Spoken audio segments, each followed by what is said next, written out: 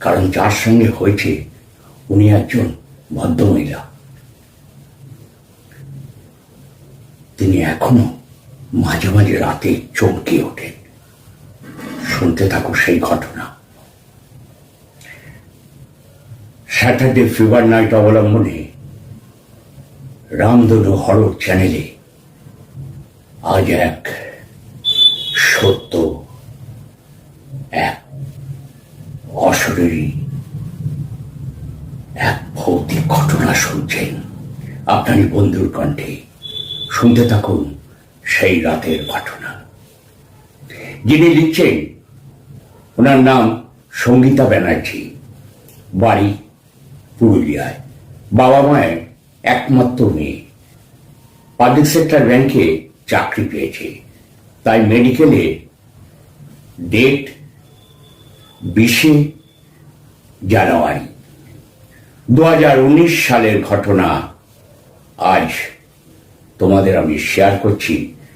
কারণ সঙ্গীতাদি এটা লিখে পাঠিয়েছেন যে আপনার হরর চ্যানেলে এটা শোনান আমার জীবনে সেই ভয়ের রাতের ঘটনা। উনি এখন একটি পাবলিক সেক্টর ব্যাংকে চাকরি করছে, ব্যাংকটির নাম তোমাদের বললাম না, ঘটনার স্বার্থে, সঙ্গীতা ম্যাডামের স্বার্থে, এবং যে হোস্টেলটা সে হোস্টেলের নামও আজ বললাম না। উনি অনেক হোস্টেল খুঁজলেন, লেডিস হোস্টেল থাকবার জন্য, কারণ বাড়ি পুরুলিয়া, পুরুলিয়া থেকে এসে ওনাকে উঠতে হয়েছে। চট করে তো ঘর পাওয়া যায় না কলকাতা শহরে, তাই একটি লেডিস হোস্টেলে উঠলেন, যেখান থেকে সব মেয়েরা যে যার কর্মস্থলে যায়, যে যার ইউনিভার্সিটিতে পড়তে যায়, রবীন্দ্রভারতীতে পড়তে যায়। এরকমই একটি কলেজ স্কোয়ারে কাছে একটি লেডিস হোস্টেল পেলেন। 4 তলা হোস্টেলটি। ওদের ওয়ার্ডেন ছিলেন অপর্ণা দেবী, অপর্ণা দে, খুবই ভালো ভদ্রমহিলা। উনি এইরকমই আরো 2টি হোস্টেল তারও ওয়ার্ডেন, একটি কলেজ স্কোয়ারে, একটি কলেজ স্ট্রিটে। যথারীতি কলেজ স্কোয়ারে যে হোস্টেলটি পেলেন সঙ্গীতাদি, রুম নাম্বার ছিল 202। সঙ্গীতাদি যখন অপর্ণাদির সঙ্গে দেখা করলে যে আমাকে একটি ঘরের ব্যবস্থা করে দিন, বললো কোনো ঘর খালি নেই। বললো, একটা হাতে পায়ে ধরলো, বলছে যে কোনো ঘর, সত্যি কোনো ঘর খালি ছিল না। 4 তলায় শেষ কোণের ঘরটা, জানলা দিয়ে বাইরের দৃশ্য দেখা যায়, রুম নাম্বার 202, সেই ঘরটি একমাত্র খালি পড়েছিল। অপর্ণাদি কিছুতেই ওই ঘরটি দেবেন না। বাহাদুর বলল, ম্যাডাম যদি পারেন দিন না ঘরটা, দেখুন না এরকম আকুতি মিনতি করছে, ওনার আগামীকাল মেডিকেল টেস্ট আছে, ওনার 25 তারিখ জয়েনিং। ব্যাংকের নাম বললাম না আবার। এবার যথারীতি অপর্ণা মিনতি করতে লাগলো সঙ্গীতাদি। অপর্ণাদি একটু মনটা একটু নরম হলো। বাহাদুর আবার বলল, ম্যাডাম দেখুন না আগামীকাল মেয়েটির মেডিকেল টেস্ট আছে, যদি মেডিকেলে অ্যালাউ হয়ে যায় তাহলে 25 তারিখ জয়েন করতে পারবে, আপনি দিয়ে দিন না ওই ধারের ওপরের ঘরটা।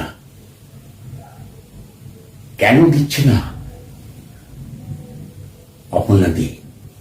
সেটা তো অপর্ণাদি একা মনে মনে জানে, এবং বাহাদুরও জানে কি কারণে ঘরটা দেবেন না।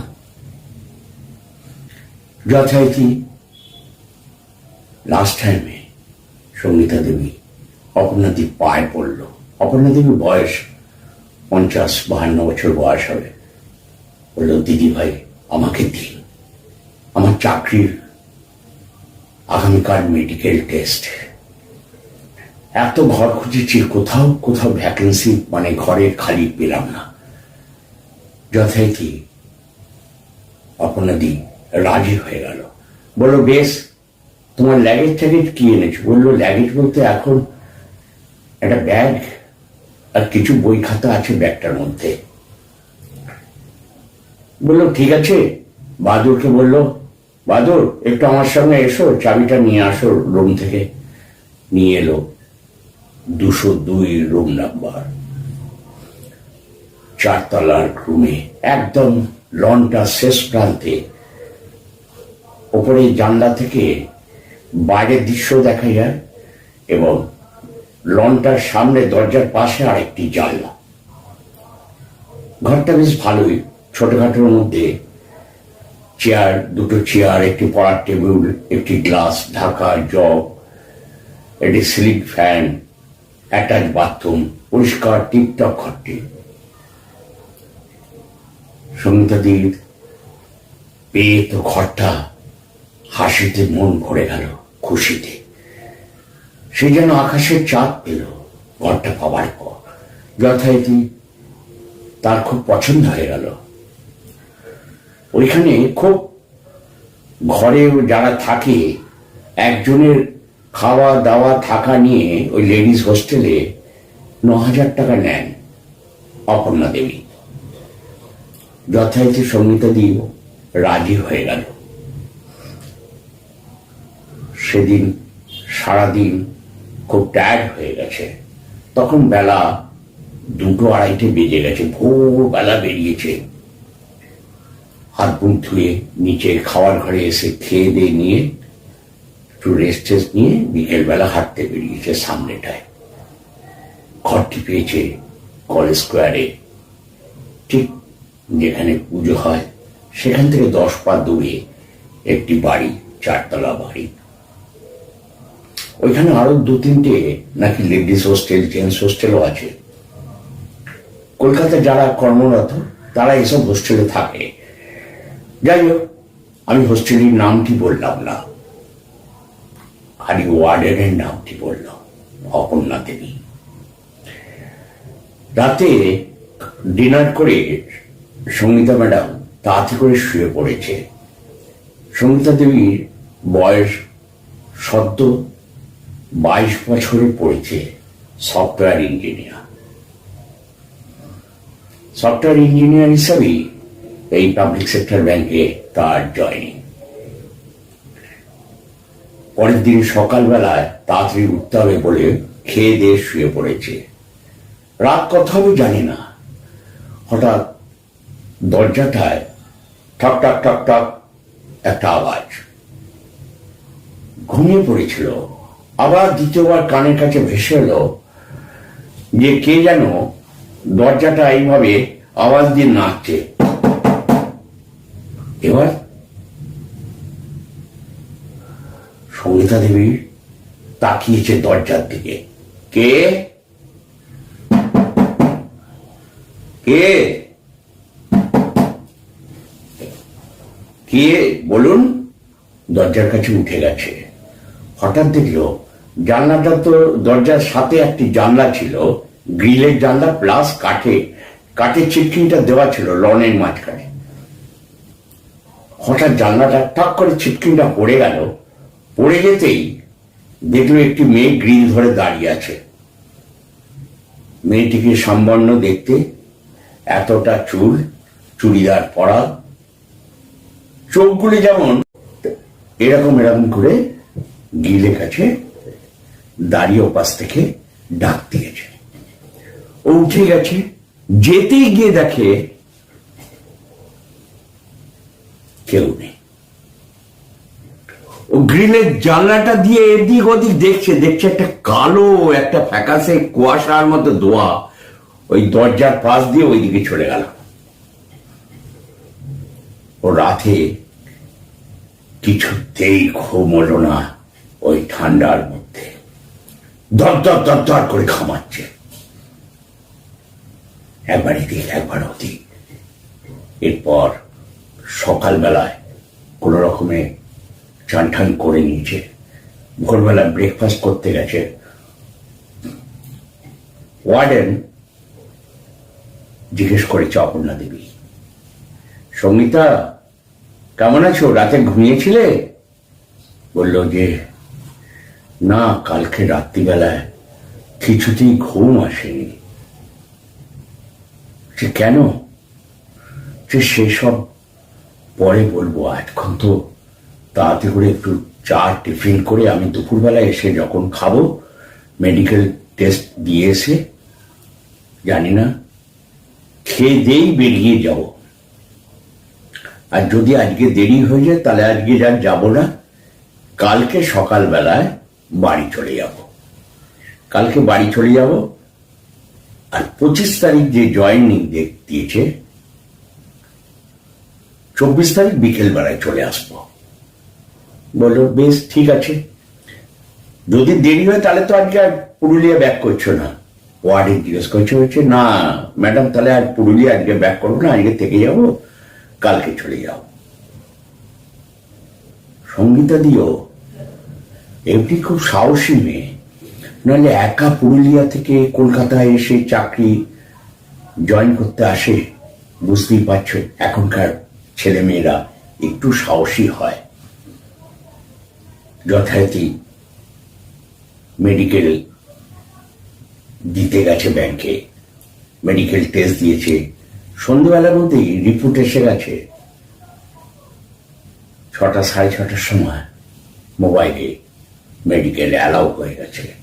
25 তারিখ জয়েনিং। তাই আজকে আর রাত্রিবেলা পুরুলিয়া অত রাতে ব্যাক করবে না, অনেক মাঝরাত গভীর রাত হয়ে যাবে পুরুলিয়া ফিরতে গেলে। তাকে ধর্মতলা থেকে পুরুলিয়ার বাস ধরতে হবে। তাই আর রাত্রিবেলা আর ব্যাক করেনি। রাত্রিবেলা খাওয়া দাওয়া করে মনে একটু খুশি, চাকরিটা হয়ে গেছে। 25 তারিখ জয়েন। বাবা মাকে খবর দিয়েছে ফোন করে। বাবাকে বলেছে আজকে আর যাবো না বাবা, কালকে সকালবেলায় বাড়ি যাবো। এখান থেকে সকালবেলা 5টার বাস ধরবো, ধরে ওইখানে গিয়ে ওই 12টার মধ্যে পৌঁছে যাবো। বাবা বলেছে ঠিক আছে, সাবধানে আসিস। মাও বললো সাবধানে আসিস। যথারীতি সঙ্গীতা তো রাত্রিবেলা খাওয়া ঠাওয়া হয়ে গেছে, একটুখানি লনটায় পায়চারি করে ঘরে গিয়ে শুয়ে পড়েছে। আজকে একটু খুশির আমেজে ঘুম এসে গেছে। ঠান্ডা দিচ্ছে, বেশ হাওয়া দিচ্ছে। সঙ্গীতাদি যে ঘরটায় থাকে 202 নম্বর, সেই ঘরে একটি পড়ার টেবিল, দুপাশে চেয়ার, সামনে একটি জানলা, রাস্তার দিকটা দেখা যায়, নিচ দিয়ে গাড়ি ঘোড়া যাচ্ছে। আর এই পাশে যে জানলাটা দরজার সাথে, সেইটা লনটা পুরো তাকালে, ওই জানলা দিয়ে তাকালে লনটার শেষ মাথাও নয় খানিকটা দেখা যায়। এর তো অ্যাটাচ বাথরুম সঙ্গীতাদি যেহেতু সিঙ্গেল থাকে, আর যারা ডবল থাকে তাদের ওই 4টে লাগোয়া লনে বড় বাথরুম, চানের জায়গা, টয়লেট, কমোড এসব সিস্টেম করা আছে প্রত্যেকটা তলায়। 1st floor, 2nd floor, 3rd floor, 4th floor. সঙ্গীতাদি 4th ফ্লোরে থাকেন। যথারীতি ঘুমিয়ে পড়েছে। ঠিক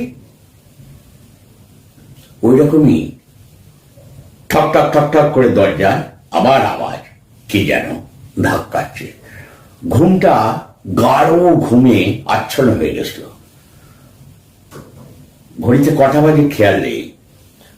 আবার ঠিক সঙ্গীতা দিক খেয়াল করছে, আবার ধাক্কেছে। কে? কোনো সাড়া নেই। কে? হট করে জানলাটা যেন, মানে ছিটকিনি দেওয়া ছিল দরজার পাশে, জানলাটা ছিটকিটা আগে রাতের মতো ঝট করে খুলে গেল। হট করে আওয়াজ হলো, ছিটকিটা পড়লো, খুলতে জানলাটা খুলে গেল। দেখছে একটি মেয়ে, যে মেয়েটিকে গতকাল রাত্রে দেখেছিল, সেই মেয়েটি ওই জানলার কাছে এসে দাঁড়িয়ে এমন করে ডাকছে। কে তুমি? কিছু বলবে? সঙ্গীতা ম্যাডাম ভাবছে এই রুমেরই আশেপাশে, এই আশেপাশের রুমের কোনো স্টুডেন্ট হবে বা কোনো চাকরিরত মেয়ে হবে, চুড়িদার পরা। কিন্তু চোখগুলো কি রকম, দূর থেকে দেখছে, বিছানায় শুয়ে বসে দেখছে, গতকাল পরিষ্কার বুঝতে পারিনি, আজকে দেখছি চোখগুলো কিরকম ভাসা ভাসাস, একটু ঘোলাটে ঘোলাটে চোখগুলো। ও উঠে ঠিক জানলার কাছে আসতেই জানলাটা যেন একটা হাওয়ার দাপটে জানলাটা বন্ধ হয়ে গেল। ও ছুটে এলো, এসে জানলাটা টেনে খুললো। খোলার পর ওই জানলাটা থেকে যখন মুখ বাড়িয়েছে দেখছে একটা কালো ধোয়া। ওইখানে লনটা যেমন মিলিয়ে গেল, আজও তাই মিলিয়ে গেল। এরপর ও এসে খাটে আবার শুয়েছে। শোয়ার পর কিছুতেই ঘুম আসছে না। আজ রাত্রিবেলায় রাত 2টো, ঘড়িতে দেখে 2:10 বাজে। হঠাৎ সেই দরজার আবার খটখট খটখট আওয়াজ। এবার উঠেছে, উঠে দরজার খিটকিটা খুলেছে। কে বলে দরজাটা খুলে দেখছে কেউ নেই। এদিক ওদিক তাকালো, লনটা শেষ মাথা দেখছে, এই মাথা দেখছে, কেউ নেই। হঠাৎ একটা দমকা হাওয়া ঘরের মধ্যে প্রবেশ করলো, ঠান্ডা অনুভব করলো। এমনি ঠান্ডার দিন, শীতকাল, তার মধ্যে আরো ঠান্ডা। পাশ দিয়ে যেন কেউ একটা গরম নিঃশ্বাস ছেড়ে দিয়ে চলে গেল। ঠান্ডা বাতাসটা সারা শরীরের পাশ দিয়ে ঘষে চলে গেল। সে ঘরের মধ্যে তাকালো, কে ঢুকলো বলে কেউ দেখতে পেল না। এবার ওই এদিক ওদিক তাকিয়ে দরজাটা এবার আটকে দিয়েছে। এবার সত্যি ভয় পেয়ে গেছে। যখন ভয় পেয়ে গেছে, ওই এসে বিছানায় শুয়ে পড়েছে। কিছুতেই ঘুম আসছে না। একবার ও পাশ ফিরে শুচ্ছে, একবার এই পাশ ফিরে শুচ্ছে। এবার সামনাসামনি এইভাবে তাকিয়ে শুয়ে আছে আর ঠাকুরের নাম করছে। খানিক্ষণ পর তাকিয়েছে, দেখছে মাথার কাছে সিলিংয়ের কাছে যে মেয়েটিকে দেখেছিল জানলার কাছে দাঁড়িয়ে, সেই মেয়েটি সিলিংয়ের পাখার মধ্যে ঝুলছে এরকম করে পা দুটো, আর চোখ দুটো লাল টকটকে রক্ত জবা হয়ে এখান দিয়ে একটা রক্ত বেশি জমে গেছে। ওই অবস্থা দেখে লাফিয়ে উঠে গেছে সুমিত্রা। উঠেই কে আছো, কে আছো, আমায় বাঁচাও, আমায় বাঁচাও। ব্যাস ওই যে দরজাটা খুলতে গিয়ে অজ্ঞানে পড়ে গেছে ভয় ওই দৃশ্য দেখে। পরের দিন অজ্ঞান হয়ে পড়েছিল। ভোর 5টায় আর বাস ধরতে পারিনি। ওয়ার্ডেন এসে ডেকেছে, কোনো সারা শব্দ নেই। ওয়ার্ডেন ভেবেছে ঘুমিয়ে পড়েছে, যাক বেলায় যাবে, ঘুমোচ্ছে, ঘুমোক মেয়েটা। 7টা বাজে, 8টা বাজে, 9টা বাজে।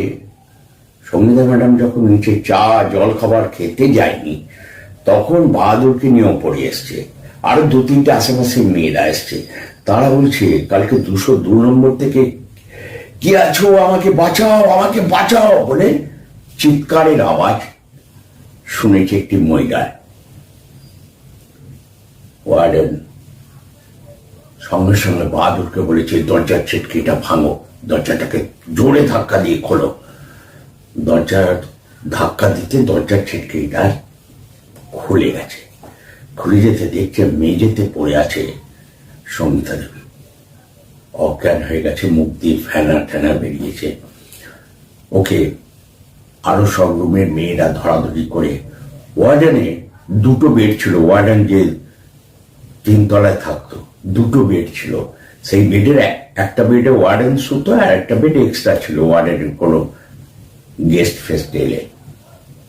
সেই পাশের বেডটায় ওয়ার্ডেন শুইয়ে ওকে ডাক্তার ডাকিয়েছে। ডাক্তার এসে দেখছে, বলছে কি হয়েছিল আপনার, জ্ঞান যখন ফিরেছে। ও কিচ্ছু বলতে পারছে না, খালি ও অপর্ণাদির মুখের দিকে তাকিয়ে আছে ফ্যাল ফ্যাল করে। অপর্ণা বলছে কিছু বলবে, কি দেখেছিলে, কি হয়েছে? অপর্ণাদি তো সব জানে ঘটনা। তখন অপর্ণাকে জাপটে ধরেছে বসে, বলে হাওয়াও করে কাছে। বলছে ওই ঘরে পরশুদিন রাতেও দেখেছি, কালকেও দেখেছি, একই দৃশ্য। একটি মেয়ে চুড়িদার পরা আমাকে এরকম করে ডাকছে, এইখান দিয়ে রক্ত জমা হয়ে আছে, দেখছি আমার পাখাটাই ঝুলছে।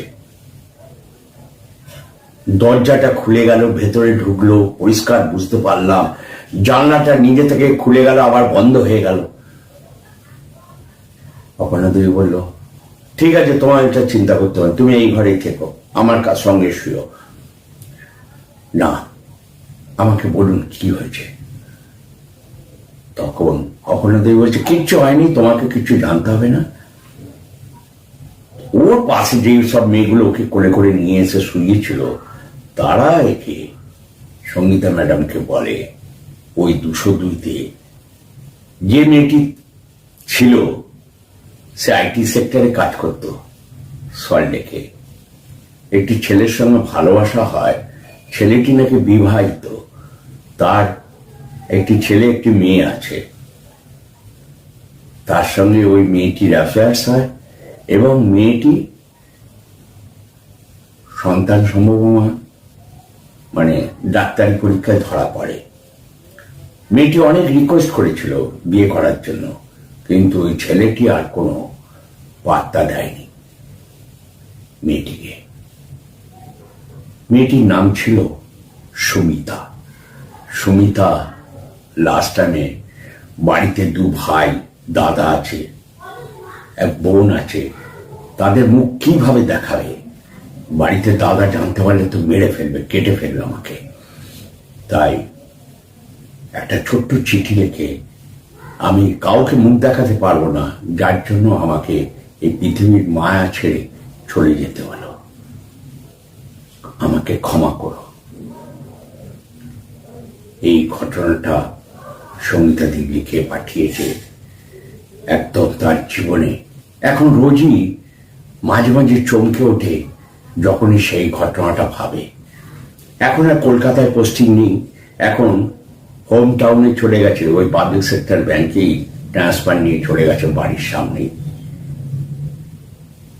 তাই আমাকে উনি আমারই চ্যানেলের সদস্য, পরিবারের এক বন্ধু, উনি লিখেছেন যে দাদা আমার বন্ধুদের এটা শোনাবে এই ঘটনাটা, যদি ভালো লাগে একটি লাইক দেবেন, অতি অবশ্যই একটি লাইক দেবেন, সাবস্ক্রাইব করতে ভুলবেন না যারা করেননি। নোটিফিকেশনটা যদি অফ করা থাকে অতি অবশ্যই নোটিফিকেশনটা অন করে দেবেন, পরবর্তী দিন এরকম ভয়ের গল্প শুনতে আবার আমি হাজির হব আপনাদের কাছে। ভুলই হোক, বাজেই হোক, ভালোই হোক, কমেন্টস করে কিন্তু জানাবেন, অতি অবশ্যই লাইক দেবেন। সবাই ভালো থাকবেন, নমস্কার।